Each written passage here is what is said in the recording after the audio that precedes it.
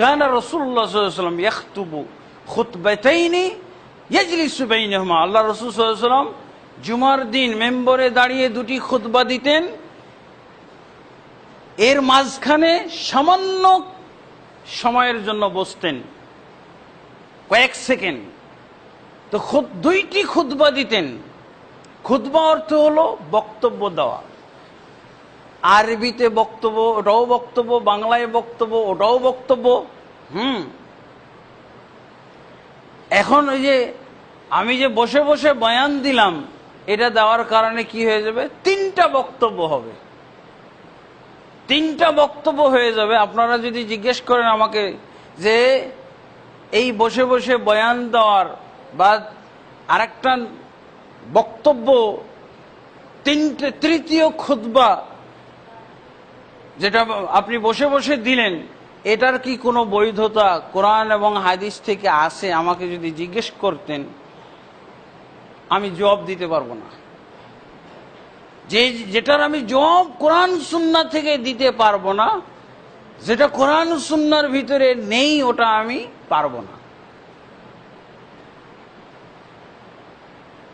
তারপরে সহিহ বুখারীর মধ্যে আরেকটি হাদিস এসেছে, মান হাদাসাকুম আন আয়েশা রাদিয়াল্লাহু আনহা قالت من حدثكم أن رسول الله صلى الله عليه وسلم يخطب جالسا فقد كذب। তোমাদেরকে কোনো ব্যক্তি যদি এরকম হাদিস শোনায় যে রাসূলুল্লাহ সাল্লাল্লাহু আলাইহি ওয়াসাল্লাম কখনো জুমার দিনে মিম্বরে বসে বসে খুতবা দিয়েছেন, তাহলে জানবে ওই লোকটা মিথ্যাবাদী। এই হাদিস আমার জানা আছে, তারপর কিভাবে আমি বসে খুতবা দেব বলেন?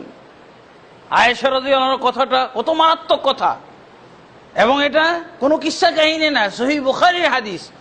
তার মানে বোঝা গেল রাসূলুল্লাহ সাল্লাল্লাহু আলাইহি ওয়াসাল্লাম জুমার দিনে এই মিম্বরে বসে কোনো খুতবা দিতেন না। আমি এইটার জবাব দিতে পারবো না, আর আমি এই হাদিসের বিরোধিতা হয়ে যাবে। হয়তো যাদের এই হাদিস জানা নেই, তারা হয়তো দিচ্ছে, দিব্যি দিয়ে যাচ্ছে, দিবে। তো এই জন্য তারপরে আরো একটা হাদিস এসেছে, আবু দাউদ, নাসাই, তিরমিজি, ইবনে মাজাহ, এই চারটা হাদিস গ্রন্থেই আছে। আল্লাহর রাসূল সাল্লাল্লাহু আলাইহি ওয়াসাল্লাম একই হাদিসে চারটা জিনিস নিষেধ করেছেন। এক নম্বর হলো, আব্দুল্লাহ ইবনে আমর ইবনে আস রাদিয়াল্লাহু আনহু বর্ণনা করছেন যে নাহা রাসূলুল্লাহ সাল্লাল্লাহু আলাইহি ওয়াসাল্লাম আনিল বাই'i ওয়াশ শিরা'i ফিল মসজিদি ওয়া আন তানাশুদিল আশআর ওয়া আনিত তাহাল্লুকি ইয়াউমাল জুমআতি ক্বাবলা আস-সালাহ। আল্লাহর রাসূল সাল্লাল্লাহু আলাইহি ওয়াসাল্লাম একই হাদিসে তিনটা জিনিস নিষেধ করেছেন। এক নম্বর হলো, তিনি মসজিদের ভিতরে কেনা বেচা নিষেধ করেছেন। এই যে আমরা মসজিদে আসব, প্রত্যেকে একটা করে পণ্য নিয়ে আসবো বিক্রি করার জন্য, আশপাশের মুসল্লির কাছে বেচবো, এটা রাসূলুল্লাহ সাল্লাল্লাহু আলাইহি ওয়াসাল্লাম নিষেধ করেছেন। আর একটা কি, ওয়ানিল তানাশুদিল আশআর, মসজিদের ভিতরে বাজে কবিতা আবৃত্তি করতে নিষেধ করেছেন। তারপর তৃতীয় জিনিস যেটা নিষেধ করেছেন সেটা হলো ওয়ানিত তাহাল্লুকি ইয়াউমাল জুমআতি ক্বাবলা আস-সালাত, জুমার দিন, জুমার সালাত, জুমার নামাজের পূর্বে কোনো হালাকা করা, কোনো আলোচনার ব্যবস্থা করা, কোনো আলোচনা করা, এটা আল্লাহ রাসূল সাল্লাল্লাহু আলাইহি ওয়াসাল্লাম নিষেধ করেছেন। আমি কুয়েতে একটা মসজিদে খুতবা দিতাম, আল্লাহু আকবার। তাদের হাদিসগুলো জীবনের সাথে জড়িয়ে আছে। আমার যেটা ড্রাইভার ছিল, ড্রাইভার প্রাইমারি পাস ড্রাইভার, সে আমাকে পৌঁছাইতো ওখানে। এই সিস্টেমে কুয়েত সরকার, যেহেতু ওই দেশে বিভিন্ন দেশের মানুষ খাটাখাটি করে, ওখানে চাকরি করতে যায়, ওই জন্য আরবি ভাষী আরবরা, আরবদের অনুভূতি দেখেন, আরবরা চিন্তা করলো যে আমাদের দেশে এত বিভিন্ন ভাষাভাষী লোক, এরা তো আমাদের মসজিদে খুতবা বুঝে না। তখন কি করেছে, তারা সরকারিভাবে তারা বিভিন্ন মসজিদ ভাগ করে দিয়েছে, এবং হাইওয়েতে দেখবেন সাইনবোর্ড দেওয়া আছে কি, বাংলা খুতবা মসজিদ। বাংলা খুতবা বলতে যেখানে কোরআনের আয়াত হাদিস এগুলো মেম্বরে পাঠ করা হয় এবং এগুলো বাংলায় বুঝিয়ে দেওয়া হয়, এটাকে বলা হয় বাংলা খুতবা মসজিদ। ইংরেজি খুতবা মসজিদ, ফিলিপাইন ভাষায় খুতবা মসজিদ, উর্দু ভাষায় খুতবা মসজিদ, হিন্দি খুতবা মসজিদ, ইংরেজি খুতবা মসজিদ। আপনারা একবার যদি সফর করে থাকেন তাহলে হাইওয়েতে দেখবেন এটা কারা করেছে? আরবরা।